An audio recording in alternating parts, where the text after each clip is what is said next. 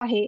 तर ह्याने जेव्हा स्वतःकडे पाहिलं तेव्हा त्याला काय बोध झाला? त्याला असा बोध झाला की म्हणजे जेव्हा त्याने स्वतःचं अवलोकन केलं तेव्हा त्याला बोध झाला की मी आहे. आता म्हणजे मी म्हणजे काय प्रश्न पडला की बाबा मी कोण आहे? काय माझं लक्षण आहे बरं? म्हणजे जसं आपण सोपं उदाहरण घ्यायचं झालं तर जेव्हा आपण आरशासमोर उभं राहतो आणि आपलंच प्रतिबिंब त्या आरशामध्ये पाहतो, आपलंच रिफ्लेक्शन आपण पाहतो आणि मग आपण म्हणतो, "अरे वाह! मी किती छान दिसतो, मी असा दिसतो, मी तसा दिसतो." म्हणजे आपण सगळ्यात आधी हे म्हणतो, की मी. म्हणजे जो स्वतःचा एक आत्मबोध होतो, तो ह्यानी होतो अहम अस्मि. म्हणून इथे मंत्रामध्ये त्यांनी विशेष करून उल्लेख केलेला आहे, की सः अहम अस्मि इति अग्रे व्याहरत. म्हणजे सगळ्यात आधी जो बोध झाला त्या विराट पुरुषाला किंवा त्या पुरुषाकार रूप आत्म्याला तो असा होता की मी. म्हणजे प्रथम मी बोलून नंतर मग त्याचं जे काही विशेष नाव असेल ते त्याचा त्याला बोध झाला. म्हणजे जसं आपण जेव्हा आपल्याला कोणी विचारतं की अरे मग काय मी अशी, मी गौरी, मी यज्ञदत्त, मी देवदत्त. म्हणजे मनुष्य स्वतःचं नाव सांगण्याआधी सुद्धा आधी सांगतो की मी असा आहे, माझं नाव हे आहे किंवा मी असा असा करतो, माझं असं असं आहे. म्हणजे मनुष्य आधी स्वतःविषयीचा उल्लेख आधी करतो आणि जे काही नाव आहे त्याचा नंतर उल्लेख केला जातो. तर या मंत्रामध्ये त्यांनी असंच सांगितलेलं आहे की जे काही त्याला बोध झाला तो सगळ्यात आधी असा बोध झाला की मी आहे. म्हणजे इथे सृष्टीला प्रारंभ होऊन व्यक्तीच्या ठिकाणी मी ही भावना प्रगट होते आणि तेव्हाच जीवसृष्टीच्या कार्याला खरी सुरुवात होते. म्हणजे आपण या आधी जे काही वर्णन पाहिलं त्याच्यापेक्षा हा विभाग खूपच वेगळा आहे कारण इथे जीवात्म्याचं वर्णन आहे. म्हणजे आपण जे जीवात्मा आणि परमात्मा असं जे म्हणतो त्याच्यामध्ये इथे जीवात्म्याचं वर्णन केलेलं आहे. आणि त्यांनी असं सांगितलेलं आहे की ही जी माता सृष्टीची उत्पत्ती आहे त्याच्यामध्ये सगळ्यात आधी मनुष्याला जो काही बोध होईल किंवा त्या जीवात्म्याला जो काही बोध झाला तो असा झाला की मी आहे. सृष्टीच्या क्रमाने म्हणजे सूक्ष्म प्राणी मनुष्य देहापर्यंत आल्यावर या मनुष्य देहात प्रगट होणारा अहम प्रत्यय विशेष विचार करण्याजोगा आहे. असं त्यांनी सांगितलं. म्हणजे ही अहम भावनेची जी मूळ उत्पत्ती झाली ती इतर कोणतीही इंद्रिये अस्तित्वात आलेली नव्हती. म्हणजे असं समजायचं की जेव्हा त्या विराट पुरुषाला बोध झाला अहमपणाचा किंवा अहम अस्मीचा तेव्हा बाकी काहीही अस्तित्वात नव्हतं. त्याला फक्त त्याने स्वतःचं जेव्हा अवलोकन केलं, त्याने जेव्हा स्वतःकडे बघितलं आणि स्वतःला प्रश्न विचारला की मी कोण आहे? म्हणजे हे जे आपल्या उपनिषद अध्ययनाचं एक मुख्य उद्दिष्ट हे पण आहे की स्वतःची ओळख करून घेणे. त्याच्यामध्ये ह्या विभागाची आपल्याला मदत होणार आहे. तर त्या विराट पुरुषाने जेव्हा विचारलं तेव्हा यांनी असं सांगितलं की तिथे काहीही अस्तित्वात नव्हतं. कोणत्याही इंद्रियांचं काहीही अस्तित्वात नव्हतं. म्हणजे तो एक विराट पुरुष होता, एक पुरुष स्वरूप आत्मा होता, ज्याला असा बोध झाला. आणि मग त्यांनी असं पुढे म्हटलेलं आहे की अस्य भवति तत् अन्य नाम प्रवृते यत् सर्वस्मात् पूर्वः सः सर्वान् पाप्मनः औषध तस्मात् पुरुषः. म्हणजे ज्या अर्थी या सर्व विश्वाहून तो पहिला होता आणि पूर्वीचे सर्व दोष म्हणजे जे काही पूर्वजन्माचे आपले कर्म या चक्रामध्ये परत येतात, आपण जे म्हणतो की ते चक्र चालू असतं, तशाच प्रमाणे त्या सगळ्यांना तो दग्ध करिता झाला आणि म्हणून त्याला पुरुष असं म्हणू लागले. म्हणजे जो अग्रेसर होऊ इच्छितो, जो हे तत्वज्ञान असे जाणतो, तो पूर्वीचे सगळे दोष नष्ट करतो. आता ह्याच्यामध्ये सगळ्यात मुख्य मुद्दा हा समजून घ्यायचा की इथे अहमपणाचा अर्थ अहंकार जो आपण मीपणा म्हणतो इथे असा अर्थ अभिप्रेत नाही. अहंकाराचे जे काही वर्णन आपण बघितलेलं आहे म्हणजे असं म्हणतात की आत्मविश्वास आणि अहंकार याच्यामध्ये खूप एक छोटीशी लाईन असते, एक रेष असते. जेव्हा मनुष्य म्हणतो की मी करू शकतो तर ते झाला आत्मविश्वास की बाबा नाही मी करू शकतो, पण फक्त मीच करू शकतो हा झाला अहंकार. तर जे काही आपण कथा ऐकतो की जसा दुर्योधनाचा आपल्याला माहिती आहे की अत्यंत अहंकारी आणि जो काही नाश झाला त्याचा तो अहंकारामुळे झाला.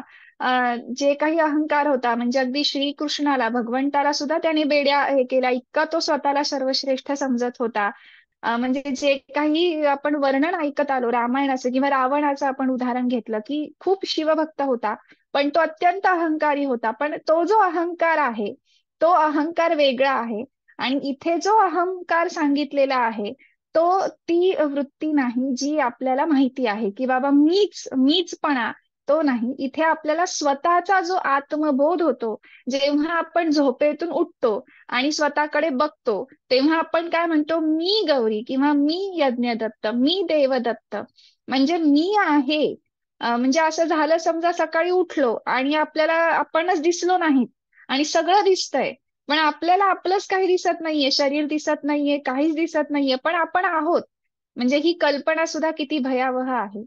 तर इथे त्यांनी हे सांगितलंय की स्वतःचा आत्मबोध या अर्थीच इथे आपल्याला अहम या शब्दाचा अर्थ जाणून घ्यायचा आहे.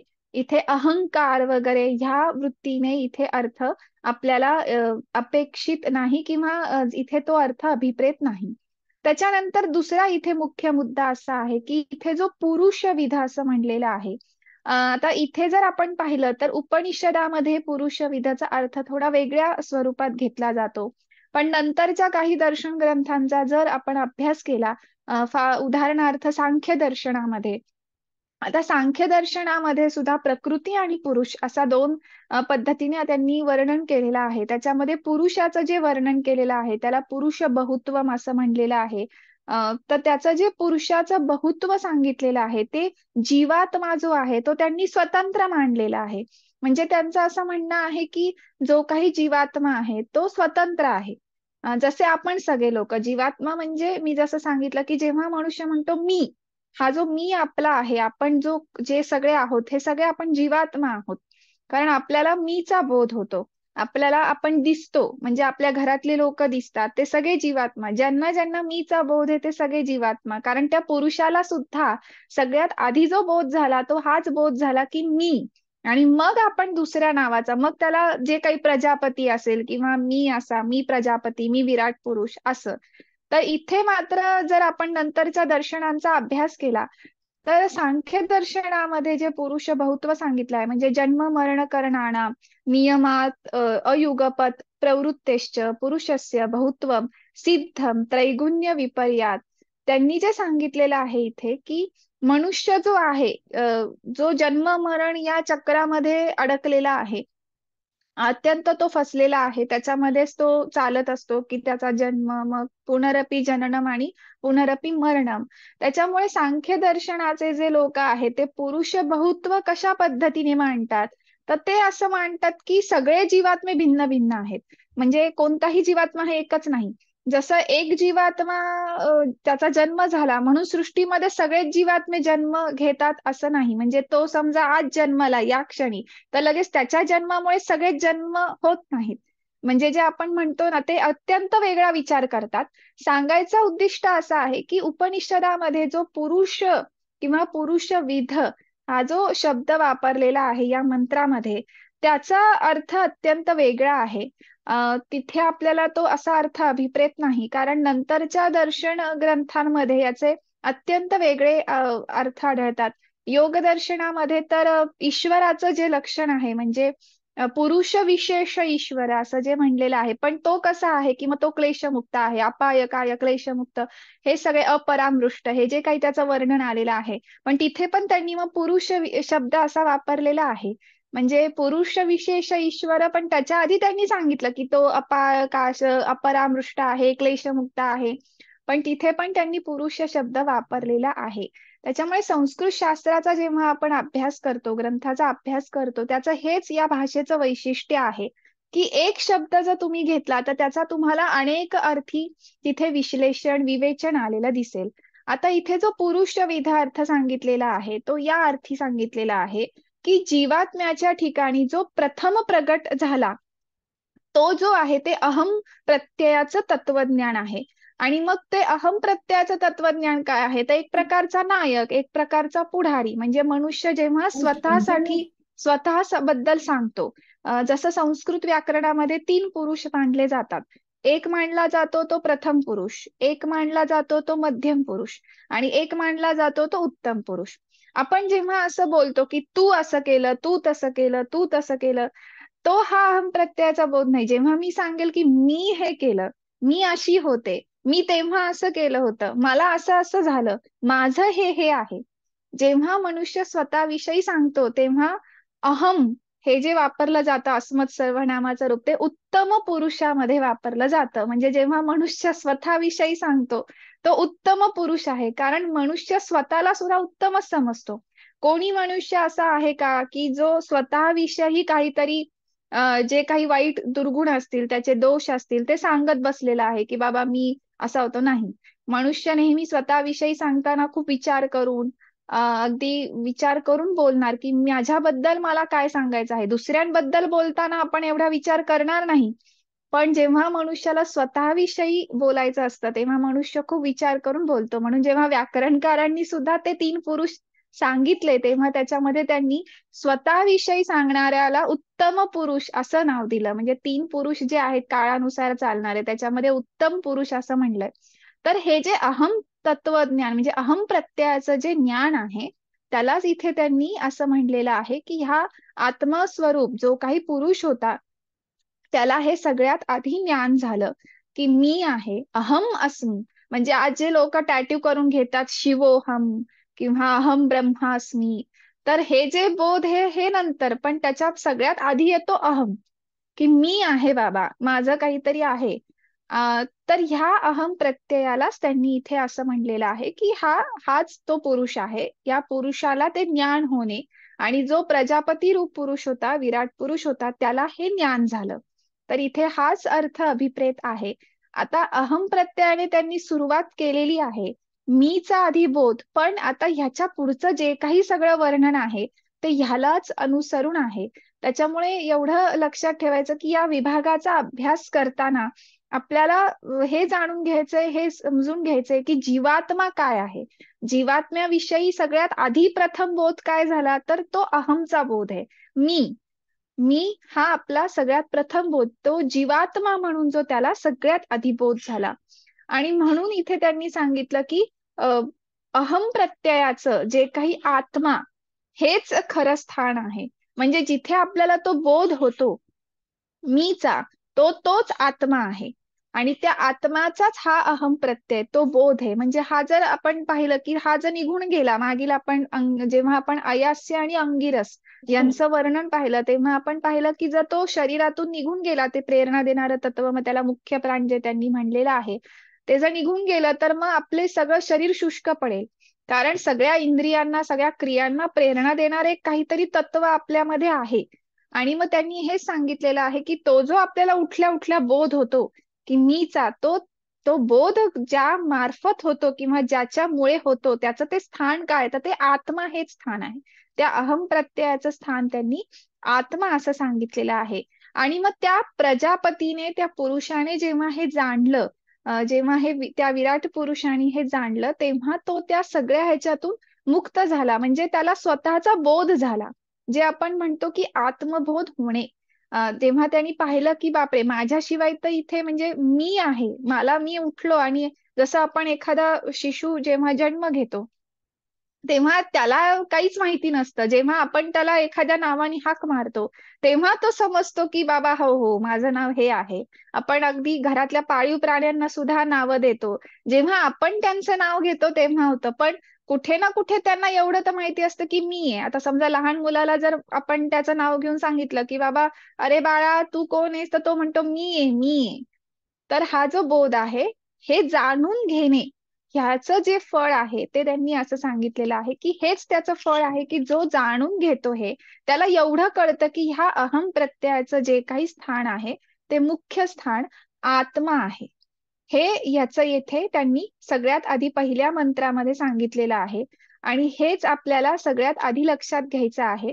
कारण हे जर क्लिअर असेल, आपल्याला समजलं, तर आपल्याला आता हा पुढचा विषय सगळा समजत जाणार आहे. कारण जीवात्मा म्हणून जो पहिला, कारण आत्मा हा परम आहे आणि आपण आत्माचा अवकाश, काळ किंवा कारण अशी संबंध असल्याची कल्पना करू शकत नाही. म्हणजे ह्यांनी असं उपनिषदकारांचं असं आहे की सांगण्याची जी पद्धत आहे ती अशी आहे की कल्पनेच्याही पलीकडे, म्हणजे जी कल्पना आपण करू शकत नाही ती कल्पना हे करायला आपल्याला भाग पाडतात. कारण ती संस्कृती तशी होती की लोक तेवढे विचारी होते. पण आज आपल्याकडे तसं नाहीये, पण उपनिषदांच्या अभ्यासातून आपल्याला ही कल्पना नक्कीच करायला मदत होईल. आता त्याला जेव्हा हे ज्ञान झालं अहम प्रत्ययाचं, की मी, हा जो अहम अस्मीचा बोध झाला, मग त्याच्यानंतर काय झालं? तर त्यांनी पुढील मंत्रामध्ये असं सांगितलं आहे की यस्मात एकाकी बिभेती तस्मात सह अबिभेत, यत मत अन्यत नास्ति कस्मात नु बिभेती इति सह अयम इक्षाम चक्रेह. आता काय झालं की ज्या अर्थी कुठलाही कोणीही नाहीये बाबा, दिसतच नाहीये, तर मग काय होतं, जेव्हा आपल्याला कोणी दिसत नाही तेव्हा तो जीवात्मा भीतो, म्हणजे त्याच्यामध्ये भय उत्पन्न झालं. असं उपनिषदकारांनी इथे सांगितलेलं आहे की मग काय झालं की ज्या अर्थी तो कोणीही एकटा प्राणी आहे, कोणी एकटा असेल तर त्याच्यामध्ये भय उत्पन्न होतं. तर तसंच त्या जीवात्म्यामध्ये सुद्धा काय झालं, भय उत्पन्न झालं. आता माझ्या वाचून दुसरं काहीच नाहीये, तर मग मी कोणाला भ्यायचं, माझ्या मनामध्ये कोणाविषयी भय उत्पन्न होईल, कस काय, म्हणजे होऊ शकत नाही. जर माझ्याशिवाय कोणी नाहीच आहे तर मला कोणाची भीती, असा विचार तो करिता झाला. म्हणजे त्यांनी त्याचं सुद्धा अवलोकन केलं, आत्मपरीक्षण केलं, आणि मग त्या ज्ञानातून काय झालं, त्याचं ते भय नाहीसं झालं. ज्याच्यापासून तो भीत होता ते भयच नष्ट झालं. कारण त्यांनी असं सांगितलं आहे शेवटी, द्वितीयात वै भयम भवती. हे आपल्या अगदीच रोजच्या जीवनाशी संबंधित आहे की द्वितीयात वै भयम भवती, म्हणजे दुसऱ्यांपासूनच नेहमी आपल्याला भीती उत्पन्न होते. आता हे इथे सांगण्याचा उद्देश काय आहे, तर यांनी असं सांगितलेलं आहे की जेव्हा मनुष्याला हा बोध झाला, किंवा त्या जीवात्मा म्हणूया आपण, इथे त्यांनी जीवात्मा असा शब्द उच्चारलेला आहे. तर जीवात्म्याला आता बोध तर झाला की मी आहे. पण आता जेव्हा तो उठला, किंवा आपण असं कल्पना करू की बाबा तो आता जो उठला आणि त्यांनी सगळं त्याला माहिती झालं की आता मी आहे बाबा, मी तर आहे. पण त्यांनी जेव्हा आजूबाजूला पाहिलं तेव्हा त्याला कोणी म्हणजे कोणी दिसेनासे झाले. आता ज्या कारणामुळे त्याच्यामध्ये ते भय उत्पन्न होऊ शकतं, किंवा झालं होतं, जेव्हा त्यांनी ते बघितलं की बाबा माझ्याशिवाय तर इथे कोणीच नाहीये, मग मी कशाला घाबरलं पाहिजे, त्याचं ते भय नष्ट झालं. आता इथे सांगण्याचा उद्देश यांचा आहे की कोणत्याही जीवात्म्याला त्याचा प्रतिद्वंद्वी जो असतो, ते जो कोणी आहे तो जर नसेल, म्हणजे त्याचा जर अभाव असेल, तर तो मग कस काय त्याची भय बाळगेल. जसं आपण आज म्हणतो की स्पर्धेचं युग आहे बाबा, आत्ताच रिझल्ट लागले, मग कोणाला 90%, मग कोणाला 95%, म्हणजे अगदी रिझल्ट लागायच्या आधीपर्यंत आपल्यामध्ये एक भय असतं, बापरे किती पडतील. मग पडल्यानंतर सुद्धा आपण सगळेजण खूप विचार करतो, किंवा आपल्या आजूबाजूला सुद्धा आपल्याला आज सगळ्यात गरजेचं, म्हणजे सगळ्यात जास्त जे जाणवतं ते भय आहे. आणि ते भय काय असतं, इतरांपासून, म्हणजे सगळ्यात कॉमन सांगायचं झालं तर लोक काय म्हणतील. मग आता लोकांपासून आपल्याला सगळ्यात जास्त भय वाटतं. यांनी इथे तोच मुद्दा घेतलेला आहे, आणि त्यांनी अत्यंत सुंदर सांगितलं आहे की द्वितीयात वै भयम भवती, म्हणजे जे काही जीवात्म्यामध्ये एक प्रकारची भीती उत्पन्न होते, एक प्रकारचं भय उत्पन्न होतं, त्याचं कारणच असं आहे की ते दुसऱ्या लोकांमुळे त्याच्या मनामध्ये भय उत्पन्न होतं. म्हणजे आजूबाजूचं संपूर्ण हे जे काही जगत आहे, जे आपण आधीच्या ब्राह्मण विभागांमध्ये त्याचा अभ्यास केला, हे सगळं जे नश्वर आहे, अशाश्वत आहे, शाश्वत नाहीये. पण शेवटी ते आज आपण आपल्या जीवनाचा भाग करून घेतला, कारण आपल्याला सत्य माहिती नाही. आपण प्रत्यक्ष ज्ञानाचे अजून आपल्याला ती दृष्टी नाही, किंवा आपण त्याचे जाणते नाहीत. आपल्याला अविद्या, अस्मिता, राग, द्वेष, अभिनिवेश, आपण या सगळ्या पंचक्लेशांमध्ये अडकलेलो आहोत. आणि मग त्याचा जे काही भय आहे ते भय उत्पन्न होतं ते दुसऱ्यांमुळे. आता त्यांनी असं इथे सिद्धांत सांगण्याचा प्रयत्न केलेला आहे की एखादी गोष्ट जी मनुष्याला दिसतच नाहीये, माहितीच नाहीये, दिसत पण नाही, माहिती पण नाही, दृष्टीस पण नाही, त्या गोष्टीचं त्याला भय वाटेल का? नाही वाटणार. कस काय वाटेल? जसं आता इथे आपण आत्म्याचा इथे त्यांनी जो उल्लेख केलेला आहे, तर हा विषय याच संबंधी आलेला आहे की बाबा मला माझ्यामध्ये एवढं तर मला माहिती की काहीतरी आहे म्हणून मी आज जिवंत आहे. आणि मग लोक म्हणतात की ते निघून गेलं की बाबा मृत्यू होतो. मग तो जो काही आत्मा असेल, जे काही तत्व असेल, ते मला डोळ्यांनी कुठे दिसतंय? डोळ्यांनी दिसत नाही, म्हणून मी ते जाणून घेतही नाही आणि मला काही त्याचा भयही नाही. मला त्याच्याविषयी काही असं ज्ञानही वाटत नाही. मृत्यूचं भय नक्कीच वाटतं, ते कोणाला नाही वाटत. तेवढंच माहितीये की आत्मा आहे तोपर्यंत शरीर आहे, आत्मा निघून गेला की मनुष्य आपलं संपलं. पण ते जे काही आहे आतमध्ये, त्याच्याविषयी भय नाहीये. त्याच्याविषयी आपल्याला जिज्ञासा तर नाहीच, पण भय पण नाहीये, कारण आपल्या दृष्टीच नाहीये ते, आपल्या समोर नाहीये. पण हेच जर आपण कल्पना केली की एखाद्याच्या घरामध्ये आपण खूप काही असं लक्झरियस असेल एखाद्याच्या घरामध्ये, आणि त्यांनी ते असंच घरामध्ये ठेवलेलं असेल, तर त्या मनुष्याला नेहमी भय असतं, अरे बापरे हे चोरी तर होणार नाही. किंवा एखादा आपण जेव्हा असं काही करतो, जे लोक असं काही असतील आपल्याकडे समोर, मी असं म्हणत नाही की अगदी पैसा वगैरे, पण असतं की आपल्याला छोट्या छोट्या गोष्टींचं सुद्धा भय असतं. गरजेचं नाही की त्याच्या मागे संपत्ती एकमेव कारण असेल. आपल्याला लोकांपासून भय असतं. आपल्याला स्वतःविषयी सुद्धा बरेचसे प्रश्न असतात. आपल्याला कधी कधी साध्या साध्या गोष्टींवरनं सुद्धा भीती वाटते. तर हे जे सगळं काही आहे, त्यांनी असं इथे सांगितलं की त्या पुरुषाला सुद्धा, म्हणजे त्या जीवात्म्याला सुद्धा भीती वाटू लागली. जेव्हा आता त्याला तेवढं तर कळलं की बाबा मी आहे, अहम प्रत्ययाचं ज्ञान झालं, त्याला कळलं की त्याचं स्थान आत्मा आहे. पण मग आता त्याला भीती पण वाटू लागली की बापरे, मग आता मी तर आहे, पण मग कसं काय? पण त्यांनी जेव्हा ते जाणून घेतलं, म्हणजे काय की तोनी जेव्हा तो आत्मबोध करून घेतला आणि त्याला जेव्हा कळलं की अरे मीच आहे, माझ्याशिवाय तर कोणीच नाही. म्हणजे जे आपण म्हणतोय ना की अहम ब्रह्मास्मी, अहम शिवोहम, हे जे सगळं आहे ना, ह्या बोध करून घेणं, लोक टॅटू करून घेतात. पण त्याच्याचा अर्थ, जो गूढ अर्थ आहे, तो हा आहे की जेव्हा त्याने तो बोध करून घेतला, म्हणजे आत्म्याविषयी जाणून घेतलं, आणि जेव्हा त्याला कळलं की अरे, खरं पाहिलं गेलं तर मी आहे आणि माझ्याशिवाय दुसरं कोणीच नाहीये, मग मी कशाला घाबरलं पाहिजे? म्हणजे जे माझ्यामध्ये ऑलरेडी सामावलेलं आहे, जसं जे काही दिसत नाही, जेव्हा त्याने तो बोध करून घेतला, तेव्हा त्याच्या मनातलं ते भय नष्ट झालं. म्हणजे इथे उपनिषदकार आपल्याला एक प्रकारचा आपल्या व्यावहारिक जीवनाशी संबंधित इतका सुंदर बोध करून देत आहेत की आपल्याशी, म्हणजे आत्म्याशी भिन्न ज्या काही लौकिक सगळ्या गोष्टी आहेत, त्या सगळ्यांपासून आपल्याला भय. पण जी गोष्ट आपल्या दृष्टीस नाही, देवाविषयी भय वाटतं का कोणाच्या मनामध्ये? हा, ते वेगळ्या कन्सेप्ट आहेत की बाबा मग काहीतरी देवानी शिक्षा केली वगैरे, ते ते वेगळ्या गोष्टी झाल्या. पण भय वाटतं का? कारण आपल्याला समोर दिसत नाही ना, आपण प्रतीकाच्या रूपात त्याची पूजा करतो. पण उद्या खरंच जसं अर्जुनाला श्रीकृष्णाने विराट स्वरूप दाखवलं आणि अर्जुनाला सुद्धा ते पाहून भय वाटलं, तसं आपल्या समोर जर उद्या विराट स्वरूप आलं तर आपल्यालाही कदाचित भय वाटू शकतं. तर जी गोष्ट आपल्या दृष्टीस नाहीये, त्याच्या विषयी मनुष्याला भीती वाटत नाही. आणि मग त्याच्या मागे त्याचं कारण त्यांनी असं सांगितलंय की ती अविद्या सुद्धा आहे, अज्ञान आहे.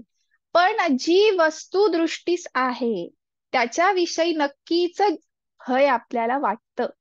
आणि म्हणजे असं म्हणजे बऱ्याचदा आम्ही इकडे आयुर्वेदच्या ह्याच्यामध्ये पाहतो की ज्यांना अल्झायमर सारखा रोग व्हायला सुरुवात होते, काही काही वृद्ध लोकांना होतो. तर मग कुठे कुठे खाते आहेत, कुठे कुठे आहे, ते सगळे पासवर्ड लिहून ठेवणे. आता आजकाल तर मोबाईलचे पण पासवर्ड लक्षात राहत नाहीत, मग ते लिहून ठेवणे, हे करणे, असे बरेच. तर ते अल्झायमरचे पण पेशंट्स असे असतात, त्यांना ते भय जास्त असतं, कारण ते दृष्टीस दिसतं ना. म्हणजे सांगण्याचे उदाहरण हे आहे, उद्दिष्ट हे आहे की जे दिसतं त्याच्याविषयी भय आहे, जे दिसत नाही त्याच्याविषयी भय वाटत नाही. पण ते जाणून घेतलं त्या पुरुषाने, म्हणून त्याचं ते भय नष्ट झालं. म्हणजे त्याला भीती वाटली, त्या जीवात्म्याला सुद्धा भीती वाटली. पण जेव्हा त्यांनी ते जाणून घेतलं की त्याचं सत्य काय आहे, मी आहे, पण मी कोण आहे, नेमका मी खरा कोण आहे, हे जेव्हा त्यांनी आत्मबोध करून घेतला, तेव्हा त्याला हे कळालं की हे सगळं जे काही आहे अवतीभोवती, ते तर सगळं नश्वर आहे. म्हणजे माझ्यामध्ये जो कोणी एक आहे, जे तत्व, ते मात्र शाश्वत राहणार आहे, भले हे शरीर राहो न राहो. म्हणजे मी उठलो आणि मला दिसलंच नाही, पण तो एक प्रकाश, ज्योत आहेच, चालूच आहे. तर त्याने जेव्हा तो बोध करून घेतला, तेव्हा त्याचं असं लक्षात आलं की इथे घाबरण्यासारखं काहीच नाहीये. कारण त्याला हा बोध झाला, त्याने विचार केला की माझ्या वाचून दुसरं कोणीच जर नाहीये, तर मग मी घाबरतोय कशाला? म्हणजे असं नाही की आपण म्हणू शकतो की मी 10-12 लोकांच्या गर्दीमध्ये आहे, आणि तरी म्हटलं म्हणजे मला ते जास्त भय वाटतं, की अरे बापरे! मग हे काय म्हणतील? अरे बापरे! मग ह्यांनी काही केलं तर वगैरे. पण त्यानी त्या गर्दीमध्ये सुद्धा एवढाच बोध करून घेतला, की मी आहे ना, मी आहे, माझ्या वाचून दुसरं कोणीच नाहीये. मग मी कशाला घाबरतोय? म्हणजे जणू काही त्यांनी ती एक पट्टी बांधून घेतली आणि सगळं त्यांनी अवतीभोवतीचं अदृश्य केलं. मग आपण ह्याला असं एका अर्थाने घेऊ शकतो, की ज्या काही वासना आहेत, ज्या काही आसक्ती आहे, जे काही भोग्य विषय आहेत, त्याने त्याचं सत्य जाणून घेतलं. की हे सगळं काही नश्वर आहे, हे सगळं काही शाश्वत नाही आणि बाकीचे हे जे काही माझ्यामध्ये आहे, जे काही आत्मा, परमात्मा जे काही आपण आहे ते तत्व मात्र शाश्वत आहे हे त्यांनी जाणून घेतलं. आणि हा आत्मबोध झाल्यानंतर त्याच्यामधलं जे भय होतं ते काय झालं, ते पूर्णपणे नाहीसं झालं.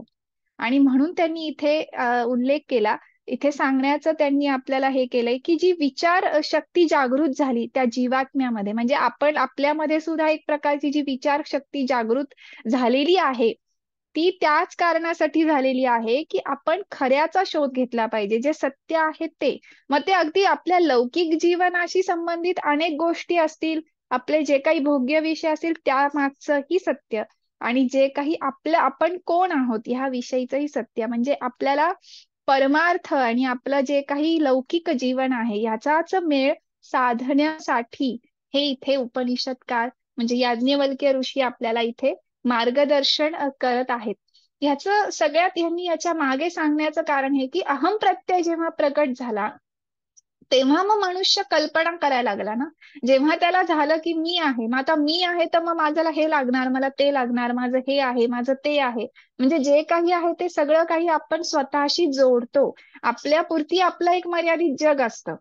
कितीही आपण वावरत असलो सगळ्यांमध्ये, अगदी कुटुंबामध्ये, पण प्रत्येक आजकाल नवीन कन्सेप्ट जे आमची जनरेशन म्हणते की स्पेस हवा आहे बाबा किंवा आपल्याला एक प्रायव्हसी हवी, जे काही आहे प्रत्येक मनुष्याला सगळ्यांच्या सोबत असून सुद्धा तो एक स्वतः व्यक्ती म्हणून स्वतंत्र प्रत्येकाला स्वातंत्र्य हवं असतं. म्हणून म्हणजे सांख्य दर्शनाचा उल्लेख मी त्यासाठीच केला की त्यांनी जे पुरुष बहुत्वम सांगितलेलं आहे ते याच अर्थी सांगितलेलं आहे की प्रत्येक जीवात्मा हा स्वतंत्र आहे.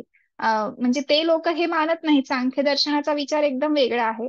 पण इथे जो पुरुषविध शब्द वापरला होता तो अहम प्रत्ययाचं ज्ञान झाल्यानंतर मग त्याला जेव्हा ते भय वाटायला लागलं, पण ते भय त्याने कसं दूर केलं आणि ते भय कोणामुळे उत्पन्न झालं होतं, जेव्हा त्यांनी आजूबाजूला पाहिलं आणि मग जेव्हा त्यांनी याचा अभ्यास केला, स्वतःचं आत्मपरीक्षण केलं, तेव्हा कळलं की नाही, सगळं काही जे शाश्वत आहे ते माझ्यामध्ये सामावलेलं आहे. तर मग जे काही बाहेर जे काही अशाश्वत आहे त्याचा मी कशाला विचार करायला हवा, ते कधी ना कधी संपणारच आहे.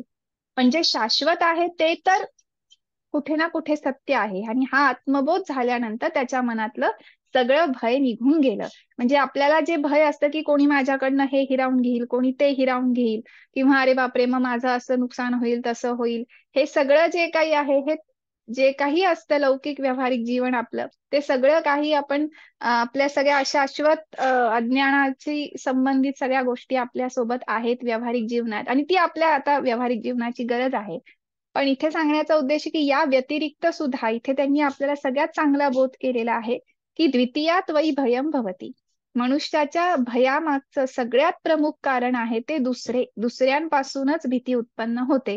आणि मग त्या दुसऱ्यांमध्ये सगळे पदार्थ, सगळ्या वस्तू आल्या, अगदी मनुष्य असू किंवा आपल्या सगळ्या लौकिक गरजा, जे काही भोग्य विषय आहेत ते सगळे, कारण ते आपल्या दृष्टीला दिसतात आणि हे दिसत नसताना सुद्धा त्याने तो आत्मबोध करून घेतला म्हणून त्याचं भय गेलं. जे डोळ्यांना दिसतं त्याच्याविषयीच आपल्याला आसक्ती असते आणि म्हणून त्यांनी इथे आपल्याला उपदेश केला आहे की जे काही आहे त्याच्या मागचं तुम्ही हे सगळं काही आहे पण एक जे शाश्वत आहे त्याचा तुम्ही जाणून घेण्याचा प्रयत्न करा. आणि त्याच्याशिवाय इथे म्हणजे आपण जे काही देवाला मानतो, सर्वोच्च व्यक्ती मानतो किंवा जे काही आपलं पारमार्थिक आध्यात्मिक जीवन आहे त्याचं कारणच असं आहे की आपण त्याहून उच्च श्रेणीची कल्पना नाही करू शकत, की त्याहून उच्चही काही असू शकतं, त्याहून विराटापेक्षाही अजून काही होऊ शकतं, काही असू शकतं, त्याचं खरं स्वरूप पण काही असू शकतं, काही सत्य वेगळंही असू शकतं. ही कल्पना आपण करत नाही. ज्या दिवशीपासून आपण ही थोडंसं आपल्या विचारशक्तीला प्रेरणा द्यायला सुरुवात करू आणि आपण जेव्हा दोन गोष्टी घेऊन बसू आणि त्यात एक तटस्थ भूमिका घेऊन दोन्ही मधला फरक जाणून घ्यायचा प्रयत्न करू आणि सत्य काय ह्याच्या मागे जेव्हा आपण जाऊ, तेव्हा कदाचित त्या गोष्टीविषयीचं भय सुद्धा आपलं कमी होईल. मग ते लौकिक असो किंवा आपल्या पारमार्थिक जीवनाशी संबंधित असो. म्हणून इथे त्यांनी आपल्याला या मंत्रामध्ये हा बोध केलेला आहे आणि असं सांगितलं की मग आता हा जो प्रजापती आहे, हा जो आत्मा आहे, त्याने काय केलं, त्या पुरुषाने स्वतःची जाणीव त्याने करून घेतली. आणि मग आता ती जाणीव कशी होती, तर मीच आहे. आणि मग आता जर फक्त मीच आहे, मी माझ्यामध्ये ते सगळं काही सामावलेलं आहे, जो काही आत्मबोध त्याने करून घेतला, मग त्याच्या जे काही भय आहे ते नष्ट झालं. आता पुढील मंत्रामध्ये जे काही सांगितलेलं आहे ते अगदीच आपल्या रोजच्या जीवनाशी संबंधित आहे. म्हणजे त्यांनी पहिलंच वाक्य असं सांगितलेलं आहे की यस्मात एकाकी न रमते तस्मात सह वै न रेमे. म्हणजे मनुष्य एका अर्थी म्हणजे एकाकी कधीही त्याला चैन पडत नाही. तो कधीही एकाकी रमत नाही. म्हणजे जेव्हा मनुष्य एकटा असतो तो कधीही त्यामध्ये एक स्वतःमध्ये रमू शकत नाही. आपण म्हणतो की मी स्वतःमध्ये रमतो, मी स्वतःमध्ये रमतो. पण इथे त्यांनी असं सांगितलंय की एकाकी न रमते. म्हणजे मनुष्य जो कोणी आहे तो एकाकी रमत नाही. मग आता त्या एकटेपणाला घालवण्यासाठी या सृष्टीमध्ये काय झालं, त्या जीवात्मा सृष्टीमध्ये, हे आपण आता पुढच्या विवेचनामध्ये बघूया. जर हे आता जे पुढचं विवेचन आहे हे आपल्या सगळ्यांशी संबंधित आहे. की आता जसं आपण जीवात्म्याचं वर्णन पाहतो आहोत आणि जीवात्मा म्हणजेच कुठे ना कुठे हे सगळं काही आपल्याच जीवनाशी संबंधित आहे. त्याच्यामुळे आता पुढील विवेचनामध्ये जो आपण विषय पाहणार आहोत तो हाच आहे की आता मग तो जो अहम, जो कोणी जीवात्मा आहे, जो कोणी मनुष्य आहे, त्याला जेव्हा एकटेपणाची जाणीव व्हायला लागली, म्हणजे तो एकाकी काही रमू शकत नाही, त्याला चैन पडू शकत नाही. मनुष्य जेव्हा एकटा असतो तेव्हा त्याचं वेगळंच असतं. जेव्हा आपण जे काही त्याचे विचार असतील, जे काही त्याचं भय असेल, मग आता ह्या एकटेपणाला त्याने कसं दूर केलं आणि मग आपल्या जीवात्मा सृष्टीमध्ये कसं कसं त्याची उत्पत्ती झाली, म्हणजे ते भय दूर झालं, तो एकाकीपणा कसा दूर झाला, याचं विवेचन पुढील काही मंत्रांमध्ये आलेलं आहे, जे आपण उद्याच्या विवेचनामध्ये पाहूया. आजच्या विवेचनामध्ये जे आपण अहम प्रत्ययाचं, म्हणजे सगळ्यात आधी आपण आज हे जाणून घेतलं की तो जीवात्मा जो आहे त्याला सगळ्यात आधी जे ज्ञान झालं ते झालं अहम प्रत्ययाचं, म्हणजे मीपणाचं, म्हणजे अहम अस्मी. आणि मग त्याच्यानंतर जेव्हा त्याने तो आत्मबोध करून घेतला, म्हणजे जे काही भय होतं ते त्याने नाहीसं करून घेतलं. कारण जे नाहीये, जे दिसत नाहीये, ज्याचा डोळ्यांचा दृष्टीच नाही, त्याचा त्याने आत्मबोध, त्याचा त्याने अवलोकन केलं, त्याचा अभ्यास केला. आणि मग त्याला कळलं की अरे माझ्याशिवाय तर इथे कोणीच नाहीये, मीच आहे. आणि माझ्याशिवाय तर इथे मला कोणीच दिसत नाहीये. म्हणजे ही सृष्टीच्या उत्पत्तीचं जे चक्र आहे त्याच्यामध्ये त्याला जेव्हा हे कळालं की माझ्या वाचून इथे जर कोणीच नाहीये, मीच आहे, तर मग मी कशाला घाबरतोय, माझं हे भय नष्ट झालं पाहिजे.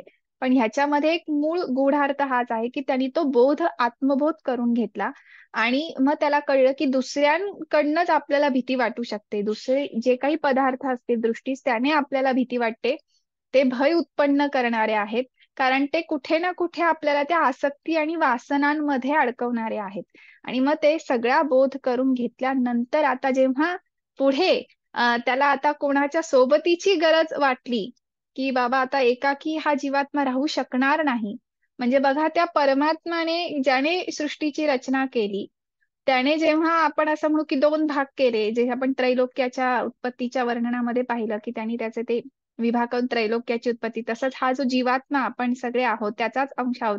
पण त्याने आपल्या सगळ्यांची, ज्या सृष्टीची रचना करताना किती विचार केला असेल की हे उपनिषदकारांनी हा जो वर्णन सांगितलं आहे हे ह्याच्यासाठी नाट्यमय वाटतं की अरे बापरे, खरंच. मग आता आपण आज सगळेजण रिलेट करतील की द्वितीयात वै भयम, खरंच आहे की आपल्याला दुसऱ्यांपासूनच भय जास्त आहे. आपल्याला स्वतःविषयी सुद्धा स्वतः वाचून, म्हणजे कधी कधी मनुष्य स्वतः विचार करेल पण भय नाही वाटणार, पण दुसऱ्यांकडच्यामुळे आपल्याला नक्की भय वाटेल. मग ते पदार्थ असू, वस्तू असू, मनुष्य असतील. तसंच त्यांनी इथे हे सांगितलं की बाबा जेव्हा मनुष्य एकाकी असतो, मग तो जीवात्मा एकाकी राहूच शकणार नाही, हे लक्षात आलं. आणि मग पुढे आता ही रचना आपली कशी झाली, मग ही कुटुंब व्यवस्था कशी आली. आणि मग कशी आता स्त्री पुरुष आणि मग त्याच्यातून जो काही जीवात्मा त्याची उत्पत्ती कशी झाली, तर त्याचं महत्व आणि त्याचं वर्णन आपण उद्याच्या विवेचनात पाहणार आहोत. आजच्या विवेचना संबंधी जर कोणाला काही प्रश्न असतील तर ते अगदीच विचारू शकता. हरिओम. ताई, मी एक प्रश्न विचारू? हो हो, विचार. हा. अं, जेव्हा असं ज्ञान झालं की दुसऱ्यापासून आपल्याला भय आहे, त्याच वेळेला आपण एकाकी राहू शकत नाही आणि दुसरं कोणीतरी हवं, हा विरोधाभास नाहीये का? हा, आता इथे जो अर्थ आहे ना, त्याचा अर्थ असा आहे की आता इथे जे त्यांनी असं सांगितलं ना, की भय वाटत होतं, म्हणजे त्याला भय वाटलं आणि ते भय त्याने नष्ट केलं. ह्याचा ह्या आत्ताच्या ह्याच्याशी संबंध असा नाहीये जसा आपण सांगत आहात. तो विरोधाभास या अर्थी आपल्याला घ्यायचा नाहीये. त्यांनी प्रत्येक मंत्रामध्ये एक विषय संपवलेला आहे. म्हणजे आता मी आपल्या सर्वांना कळावं म्हणून तो विषय पुढे नेते. पण ह्याचा इथे जो विषय सांगितला, पहिल्या मंत्रामध्ये सांगितला की अहम प्रत्ययाचा बोध झाला आणि मग त्याला कळलं की मी आहे, अहम अस्मी. हम्म. म्हणजे जसं आपण म्हणावं की अंड्यातून एखादं बाहेर यावा जीव आणि मग हम्म. तो बघावा त्याने आणि मग त्याला कळावं की नाही, मी आहे, मी आलोय बाहेर. हम्म. आणि हम्म. त्याच्यानंतर यांनी असं सांगितलं की त्याला भय उत्पन्न झालं. त्यांनी असं सांगितलं की कोणताही एकटा जो प्राणी असतो, जो कोणी जीवात्मा असतो, तो घाबरतो. मग तो हम्म. जीवात्मा भिवू लागला. कारण हम्म. त्याने पाहिलं की बापरे, कोणीच नाही, कोणीच नाही, कोणीच नाही. मग कसं काय हम्म. करायचं? आता हम्म. ह्याच्यामध्ये त्यांनी असं सांगितलेलं आहे, ते जे भय आहे ना, ते भय हम्म. आहे की त्याच्यामध्ये ते अविद्य आहे. त्या भयाला हम्म. त्यांनी अविद्या म्हणलेलं आहे, म्हणजे अज्ञान म्हणलेलं आहे. आणि ते ओके. अज्ञान, ती अविद्या म्हणजे भय आहे.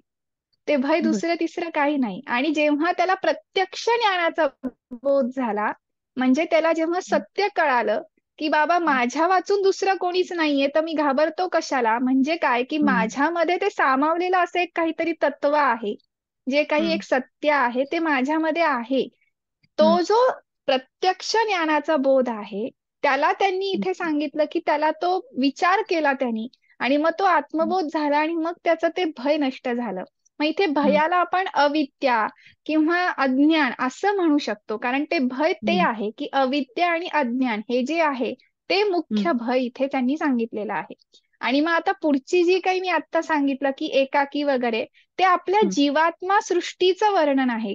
त्यांनी असं हम्म. सांगितलं की बाबा आता मग झालं त्याचं भय, पण शेवटी मनुष्य म्हणजे जीवात्मा म्हणजे आपण सगळे जे काही मनुष्य आहोत, तो हम्म. एकटा राहू शकत नाही. याचा अर्थ असा आहे की जो काही आपल्या सृष्टीचा क्रम झाला, स्त्री पुरुषाची जी काही रचना झाली हम्म. किंवा आपण जे पुराण ग्रंथामध्ये वर्णन ऐकतो, हम्म. त्याचा आता इथे आहे की पुढे कशी ती जनता, कारण तो फक्त एकटाच आहे आता.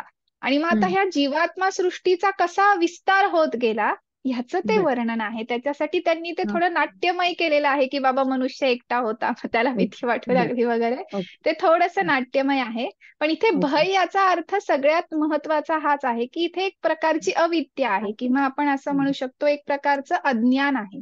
आणि ते ओके. अज्ञान दूर होणं म्हणजे भय दूर होणं, असं त्यांनी इथे अर्थ अभिप्रेत घेतलेला आहे. हा.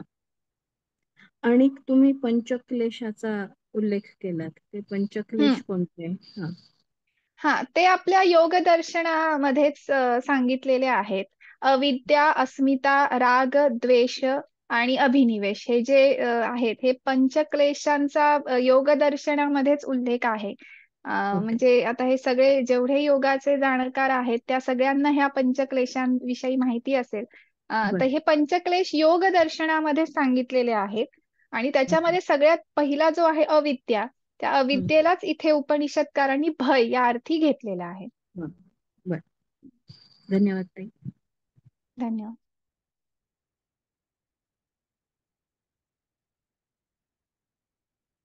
अजून कोणाचे काही प्रश्न आहेत का?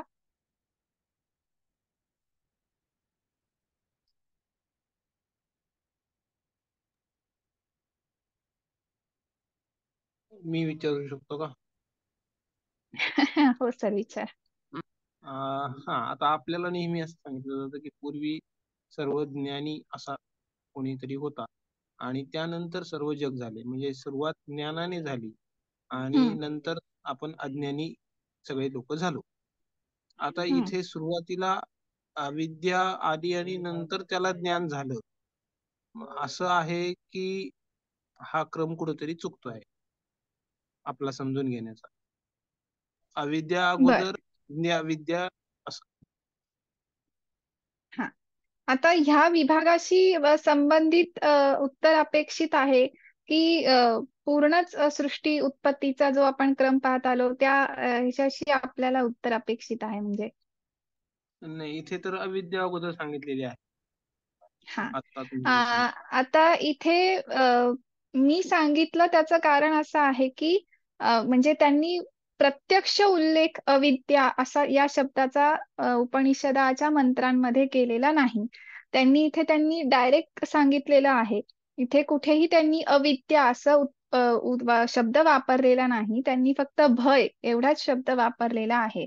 पण जेव्हा आपण विद्वानांचे भाष्य वाचतो त्याच्यामध्ये जेव्हा विस्तार केलेला आहे त्या शब्दाच्या अर्थाचा, त्याच्यामध्ये त्यांनी असं सांगितलेलं आहे, खास करून शंकराचार्यांनी सांगितलेलं आहे की हे जे काही भय उत्पन्न होतं ते भय उत्पन्न होण्यामागचं कारण काय होतं, तर ती अविद्या होती. आता जे तुम्ही मला आता म्हणालात की त्याला ज्ञान आणि अविद्या हा क्रम चुकतोय का, तर सगळ्यात आधी त्याला जे ज्ञान झालं ते फक्त अहम प्रत्ययाचं झालं.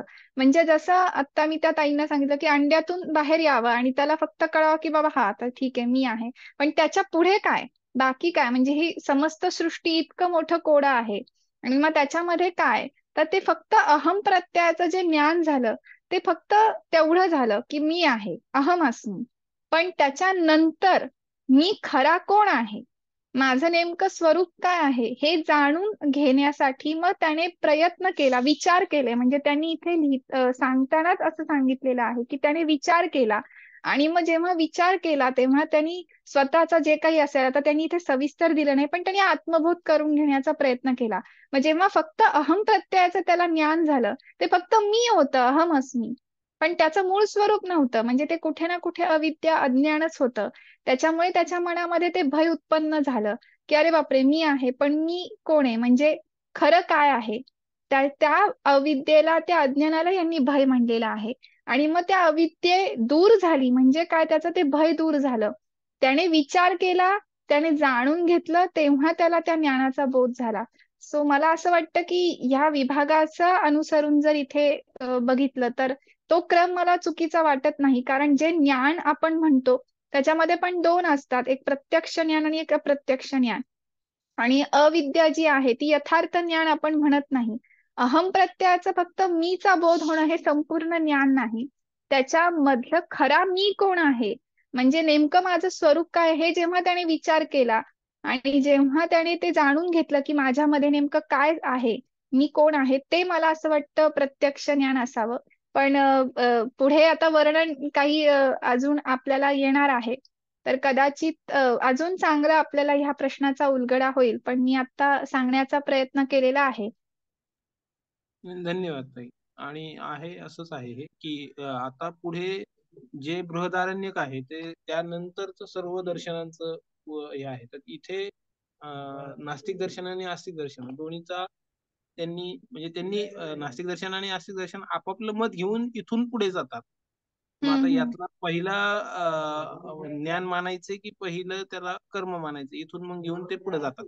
तर त्यामुळे ही हम्म. सुरुवात आहे. आणि नास्तिक दर्शनांच्या बाबत त्याचा उपनिषदात काहीच संदर्भ नाही असं जे सांगितलं जातं, नाही. त्यासाठी मी हा प्रश्न विचारला की अच्छा. त्यांचं आपण दर्शनांच्या मध्ये म्हणण्यापेक्षा उपनिषदांमध्ये आपल्याला हे सापडतं की विद्या मूळ मानून सर्व मांडणी केलेली आहे उपनिषदांनी, आणि ते सगळं स्वतःचं मत पुष्ट करण्यासाठी आस्तिक मत असं नाही आहे. तर ही हम्म. संदिग्धता ठेवून त्यांनी वाव दिलेला आहे असं असं हम्म. मला हम्म. वाटतं. अर्थातच माझ्या नाही, कार्य अगदी अगदी बरोबर आहे, अगदी बरोबर आहे. म्हणजे चार्वाक असेल किंवा जैन बौद्ध असतील, प्रत्यक्ष ज्ञानालाच त्यांनी जास्त महत्व दिलेलं आहे. अगदी बरोबर आहे सर. धन्यवाद ताई. धन्यवाद.